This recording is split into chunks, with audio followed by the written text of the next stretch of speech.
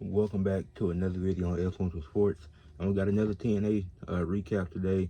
I'll be doing my predictions for TNA Sacrifice that y'all see on for the live streams this weekend, Saturday 12 p.m. Central. I'm gonna be doing a recap of Sacrifice, talking about what happened, and I'll put some other stuff. I'll put in the description tomorrow morning after y'all seeing this. Once I figure out the other topics I'm gonna be talking about, but that's gonna be the center of it. That's gonna be the thing we start with. Let's get into this recap. First, you had Eddie Edwards and Leon Slater starting off the show. It was a good match. It was a fun match. Obviously, Lisa Edwards, she got involved. Eddie Edwards ended up getting a win. And it was trying to see who had the advantage going into the 10-man steel cage match they're doing tomorrow.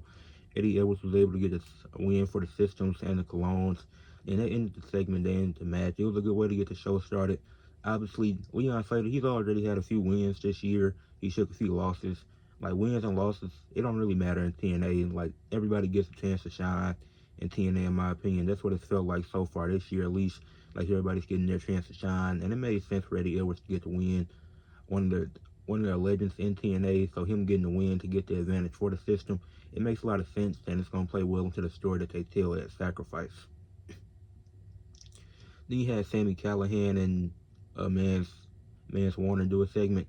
If either one of them touched each other, then they'd be suspended and the match would be off. So Steph the Lander, she was there to instigate stuff, and she could do whatever she wanted to, because they knew that Sami Callihan couldn't do nothing, and Mance Warner couldn't do nothing either. That's where Steph the Lander came into the picture, where she was just instigating. And then we're going to get the street fight tomorrow. It's going to be a really fun match with these two. I'm going to dive deeper into that towards the end of the video when I do the predictions. Wesley and Laredo Kid, they had a match. It was a fun match. Wesley ended up winning. It was a really entertaining match. I enjoyed it from start to finish. Tyson and Tyreek, they didn't get involved at all. There was no interference. The Rascals and Ace Austin didn't come out there. And it's oftentimes in a lot of matches where it's building up stories around multiple people where you see interference. But that didn't happen in this match. So the Rascals and Ace Austin, they came up there after the match, and it was like, you see how we didn't interrupt, and basically saying, like, y'all should have did the same thing for us. Like, we didn't interrupt your match. We waited till it was over to come out here and say something. Then it was no physical stuff. They didn't get into no kerfuffle or anything like that. They just kept on moving. Excuse me. And that was the end of that.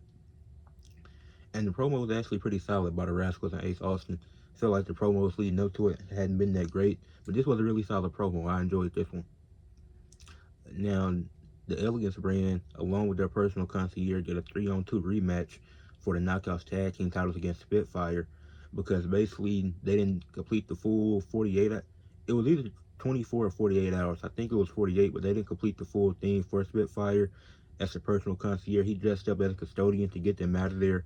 And now they're getting a 3-on-2 match, and he has to wrestle. So it's going to be interesting to see what happens in that match. Can he wrestle? I don't know. But the match is going to be, it's going to be a fun one. A 3-on-2 match. Now, the card is a little long, but I'm going to get into that, like I said. Rosemary and Zara Brookside, they were having a good match, and then it ended kind of weird.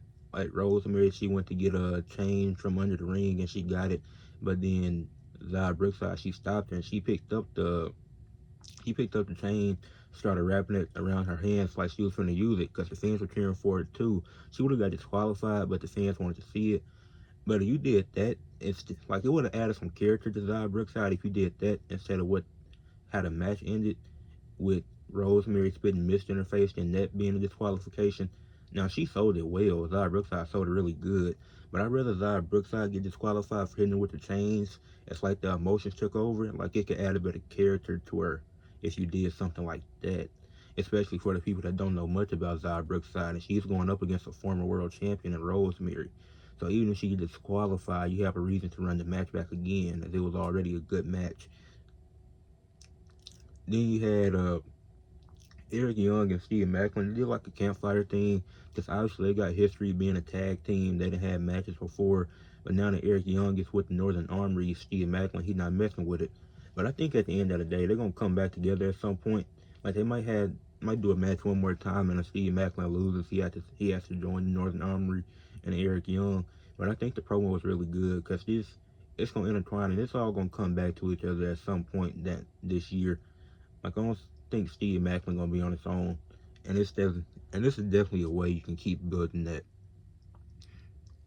JDC had a match against Cody Deaner. Before the match started, Cody Deaner, he cut a passionate promo about how he got 4 kids and he wanted to provide for them. Then the fans were saying like he has kids, and he was like, that's somebody else's gimmick, which is funny because if y'all remember, Heath Slater had that in WWE with the kids, him having kids gimmick. I remember from the Brock Lesnar promo that he did. But then the match, it wasn't much of it. JDC ended up getting the win. The system won both the matches that they had tonight. It, like I said, it didn't really do anything. It doesn't hurt the show. It doesn't make the show worse. It just helps the system gain some momentum and start going into a match the next night. So that's why I have no problem with this being a short, quick match. And the promo was solid too. And even JDC, he got on the mic, he did his thing. He was like, you can, for your kids, for you, just leave the ring. You don't want to be embarrassed.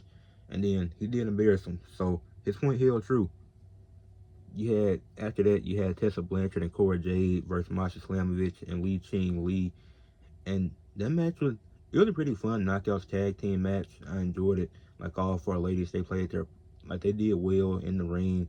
They all look pretty good. Obviously, Cora Jade, she's not the best one-on-one wrestler, so I'm scared for what the match could be tomorrow with Masha Slamovich. But in this tag match, everybody looked good because they were all able to help each other. It wasn't like anybody was carrying anybody. It was just like they all looked really solid in the match.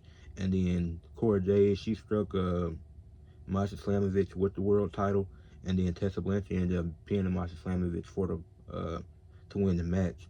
And then tomorrow, Cora Jade has her match against Masha for the Knockouts Championship. So it's gonna be entertaining. That was a fun tag team match. I enjoyed that. Then the next part of the show, I wasn't really rocking with. It was Mustafa Ali and Mike Santana during the summit with the commentator. I forget his name because I'm just getting back into TNA. It's going to take me a minute to learn the commentator's names again. But basically, they did a backstage segment, and Ali was like saying that Mike Santana can't handle the pressure, which is really dumb considering what Mike Santana's done in TNA. He ran, he was running things with LAX back in the day, like a while ago. Like that, they took over. He beat what's his name? Not Eric Young, but he beat Josh Alexander in an I Quit match. Like he made Josh Alexander say I quit. Not a lot of people can say they did that. He also ran through the system 1-on-4 and took out Moose. Another thing a lot of people can't say. So to say that Mike Santana can't handle the pressure is kind of dumb. And then Ali, his gimmick is like he's trying to do what he's doing is for the people, this and that. Like I think the gimmick is fine, but I think the points that he was trying to make was kind of dumb. And then I think him bringing in the fact that Mike Santana was an addict, like bad with alcohol and stuff, at some point in his career. I don't know much about it, but it does play well into the story because it makes it more personal. It makes it feel more real. Like that. That's not a problem that I have with it. It's just that the promo segment was kind of bad. Then the segment ended in a brawl. Ali poured him a glass of a wine or something. But I wasn't really messing with this segment. It was bad in my opinion. But then you got the show closer, and this was fun. You had Joe Hendry doing an open challenge, and then I don't think this. Then he was like, my gimmick is say my name and I appear, and he was like, let's see if it works with Santino. So he called out Santino. Santino came out there, and Santino was like, "Oh, it did work. I heard my name, and now I'm here." So that was kind of funny. Like, Santino Marella is great, and then he was basically going to announce who his open challenge opponent was. Then Ron Nimmo came out there, and he was like, "Legally, I'm invoking my brother's rematch clause and taking it upon myself to get a rematch." What? You can do that? Now, Nick Nemeth is going to be pretty pissed at Ryan after hearing what happened because he's coming back tomorrow night. If they don't make mention of it tomorrow, they definitely will next Thursday. But man, that was funny. And then he won in like 10 seconds. And then Santino was like, that guy's crazy. He was like, that's not he was like, that's not who I planned on having come out here. So he brought in a Hammerstone, who was his actual opponent. Then Hammerstone, real big guy, physical guy. Like the match was physical early on. Had Joe Hendry do a fallaway slam, which was pretty cool. The match, it was hard hitting. Then Joe Hendry ended up getting the win to retain his title. Joe Hendry now has 4 title defenses, if I'm not mistaken, against Jake something. He had the match against. I'm trying to think. He had the 2 matches tonight against Ryan Nemeth and Hammerstone. He's either 3-0 or 4-0 since winning the championship. But I'm not mad at the reign. Like him doing open challenges and stuff, I'm fine with that. Like I think it's cool and it fits his gimmick. So shout out to Joe Hendry. Then you had to brawl with him, Matt Hardy, and whoever else in the system. But I get a show at 8.5 out of 10. Yeah, this was an 8.5 out of 10. And TNA, they've been doing some good stuff lately. I didn't look down and look back at my ratings I've been giving them. But they've been picking it up these last 2 weeks, and I think Sacrifice is going to be fun. Sacrifice could Sacrifice better be great. Because let's get into that now. This match is on the kickoff show, but it's first class, which is Casey Navarre and AJ Francis versus Laredo Kid and Octagon Jr. I have no idea who Octagon Jr. is, so I'm gonna be safe and go with first class. But I think first class needs to win. They on the kickoff show. They they're worthy of being on the pay-per-view main card, but not unless it's for the tag titles. And since it's not for the tag titles, I'm fine with them being on the kickoff show. But I think they'll be tag champs like midway through the year. I like AJ Francis and Casey Navarre, and I think this would be a good win for them to get. Now I know Laredo Kid just lost, but he can afford to take 2 losses right now at this stage because he's not. There's nothing for him to do right now. Like, and Laredo Kid, he's nice. He's a good wrestler, but there's nothing for him to do right now. Next, Tessa Blanchard and Lee Ching Lee. Tessa Blanchard gonna win that match. They did a good job building a story with them meeting backstage and stuff, having different interactions, and so I see her getting the win. Tessa Blanchard. The Rascals and Ace Austin versus Wes Lee, Tyson and Tyreek. This one is one I find interesting because you have 2 NXT versus TNA matches, and I don't know if TNA goes 2-0 in both of them. Because I think with Ace Austin, with him not having Chris Bay by his side, I think they really want to build him up this year without having his tag team partner. So I'm going to go with Ace Austin and the Rascals, and I think Ace Austin is going to pin Wes Lee. Because I don't think, whoever wins, I don't think the other team is hurt by it. But actually, no, I changed my mind. I think Wes Lee is going to, I think he going to win. I think he going to pin Ace Austin to get the win. Because I think whoever pins, I feel like it ends with Ace Austin and Wes Lee. I just see that being the ending. But I don't think TNA goes 2-0 in this. They very well could.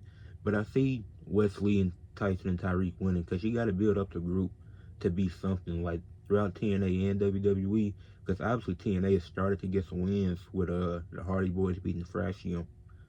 So I think that's a tough one to decide on, but I'm gonna go with Wes Lee, Tyson, and Tyreek. Spitfire versus the Elegance brand and the Personal Consigliere in a 3-on-2 match. I'm still enjoying it because there's not a lot of tag teams. You're gonna have to build up other tag teams within the division. Now they should definitely work with NXT and like with the women's tag team scene and get some other teams involved in the tag team picture. Not that you had them win, but just to build up like the prestige of the title more, having more feuds for it. Because I think fans are starting to get tired of it. Now, me personally, I'm not tired of it yet. Like, I'm still having fun with it. But I think if Spitfire wins, it's kind of stupid that you went through all this. So I'm predicting the Elegance brand and the Personal Consigliere to win. They had a numbers advantage. If he's allowed to do some stuff, like actually put his hands on them, not like super crazy, but if he's allowed to do a bit more than just like some leg kicks and whatever, I think he can very well help Elegance brand get those titles, and that could end it. I think that'd be a good way to end it. Moose is defending his X Division title in a ladder match against Jeff Hardy. Now that is Jeff Hardy's match, but Moose is gonna retain here. Jeff is still the tag champ. Then I think the system. Now the main event is probably gonna be the system against Team Joe Hendry. Then I'll get to that later, but I think Moose wins here and retains his title. I don't think it makes sense to put the title on Jeff right now. And even if Jeff wins, then it'll be smart because Moose don't have to take a pin again. But I see Moose winning and retaining his title. The street fight with Sami Callihan and Mance Warner. It's kind of obvious that Mance Warner is going to win this match. It's going to be a burn Warner. It's going to be a great match, in my opinion. But I think Mance Warner is going to get the win. Mustafa Ali and Mike Santana, their promos are really throwing me off now, especially the one they just did on this Impact. I'm gonna go with Mike Santana because for Ali to say that he's not facing pressure, I think it's kind of stupid. But I don't think it's gonna be the last match. I think they're gonna make a trilogy out of this. I think they're gonna run this match back and have Ali get a win. Then you do a third match to decide. Like if they do a third match, they'll probably let Ali win the feud. But I think Mike Santana's kind of hot right now, and I think you keep that going by letting him win. You got Masha Slamovich defending the Knockout Championship against Cora Jade. Now, I did say it'd be cool if Cora Jade won, but my actual prediction is Masha Slamovich winning. If you don't be on Black Couch Booking, make sure you check me out because we be on the screens. We be going crazy every Saturday. But yeah, I don't think Cora Jade winning wouldn't be a bad idea, but I think Masha Slamovich retains because she's going to drop it to Tessa Blanchard. They made, like, Tessa Blanchard pinning Masha in the match. They not just doing that for no reason. They gonna put that title on Tessa Blanchard, especially the way they've been building her up. Yeah. Frankie Kazarian had a match against Steve Macklin. That was kind of random and just got added to the card. I don't think the card needed this match. I'm gonna go with Steve Macklin. I'm gonna go with Steve Macklin because I think the Northern Army is gonna try to interfere, and I think he won't be distracted by it as he sees that Eric Young is trying to help him, and he's still gonna be questioning it a bit, and he's gonna be like, give me some time to actually think about it. I think that's what they're gonna do. Then you got what is likely the main event: Joe Hendry, Matt Hardy, Leon Slater, Nick Nemeth, and Elijah versus the Colones and the System, featuring JDC, Eddie Edwards, and Brian Myers. It's a 10-man tag team match in a steel cage, and then the System and the Colones had the advantage based off of Eddie Edwards beating Leon Slater on Impact. That's gonna be a fun match. But the only thing is, does the System go 2-0 on the night, or do they go 1-1? Because I think Moose is definitely retaining, but you have Nick Nemeth coming back. The thing is, the System and the Colones, they have more chemistry. It's like the System, they have chemistry with each other, and the Colones have chemistry with each other. But then Hendry, Hardy, Leon Slater, Elijah, Nick Nemeth, like it's a thrown together team. Like it's just them trying to fight against the System. But I think Joe Hendry and his team is going to come out on top. Because even though it's a 10-man tag team match and the world champion can lose, like somebody's pin is probably Leon Slater again. Or, yeah, because Matt Hardy, he's a tag champ. Nick Nemeth is just coming back. Elijah is he's only been there a few weeks now. So Leon Slater will be the fall guy if they lose. But I could see one of the Colones getting pinned by Joe Hendry or Nick Nemeth in his turn. I think Team Joe Hendry is winning this match. Then that might cause some rifts in the System as Moose, he retained his title, but then he seen his guys can get the job done. And then Moose and Jeff Hardy gonna play a part in that 10-man tag team match later. Because you should honestly start the match with Moose and Jeff Hardy in the ladder match, then end it with the steel cage. Like started with the System, ended with the System. That'd be a great way to do Sacrifice, and then whatever in between. I mean, it's whatever in between, but I think but I got Team Joe Hendry winning it. Joe Hendry hasn't lost in singles action, tag team action in a minute, or not this year at least. So I think that continues, and I could see Joe Hendry pinning Brian Myers to win the match. But that's it for this video. Recap and predictions in the same video. Let me know what y'all think about the show. Let me know what y'all think about my predictions. Leave a like on the video, subscribe to the channel, and that's all I got for y'all today. Peace out.